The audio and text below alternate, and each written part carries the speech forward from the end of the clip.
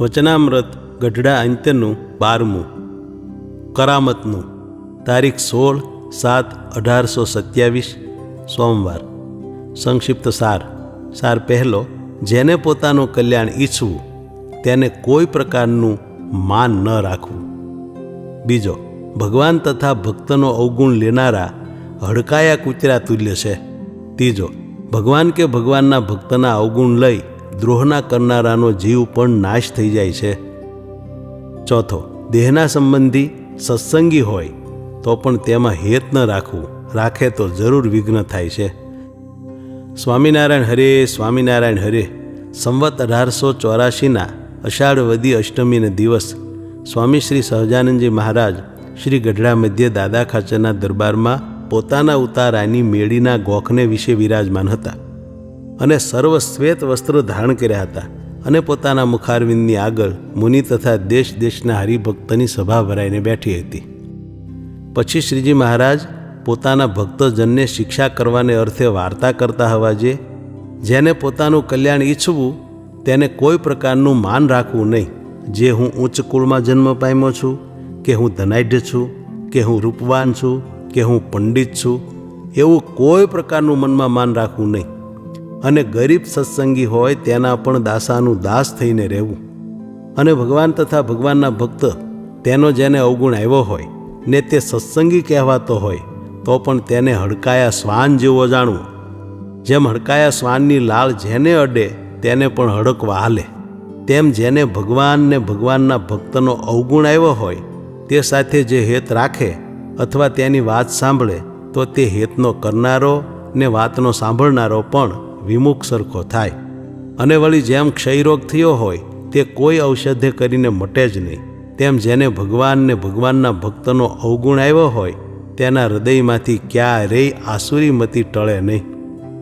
અને અનંત બ્રહ્મહત્યા કરી હોય ને અનંત બાળ હત્યા કરી હોય ને અનંત સ્ત્રી હત્યા કરી હોય ને અનંત ગૌ હત્યા કરી હોય ને અનંત ગુરુ સ્ત્રીનો સંગ કર્યો હોય તેનો પણ કોઈ કાળે છૂટક્યો થાય।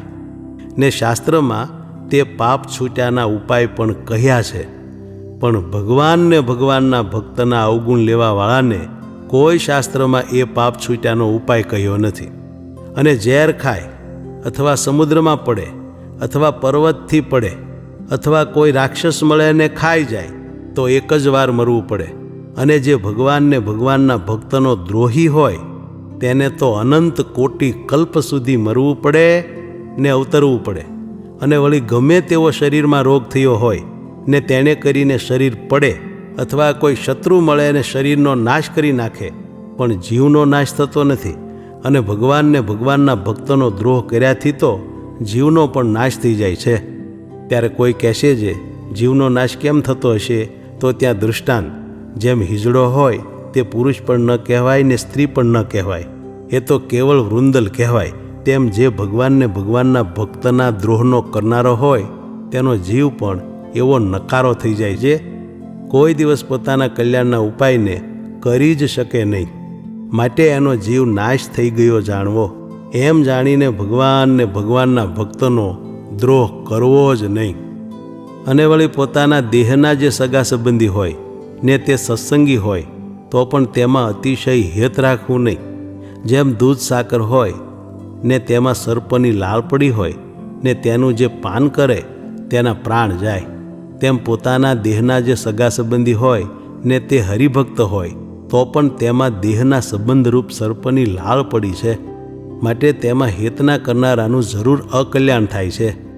એમ જાણીને જેને પોતાનું કલ્યાણ ઈચ્છવું હોય તેને દેહના જે સગા સંબંધી હોય તે સાથે હેત રાખવું નહીં। એમ સંસારમાંથી નિષ્પૃહ થઈને ભગવાનના ચરણારવિંદમાં પ્રીતિ રાખીને ભગવાનનું ભજન કર્યા કરવું। આજે અમે વાત કરી છે તેને જે અંતરમાં રાખે તેને કોઈ રીતે કલ્યાણના માર્ગમાં વિઘ્ન થાય જ નહીં। અને આ જે વાત તે કરામત જેવી છે એમ કહીને શ્રીજી મહારાજે વાર્તાની સમાપ્તિ કરી। ઇતિ વચનામૃતમ ગઢડા અંત્યનું 12મું થયું।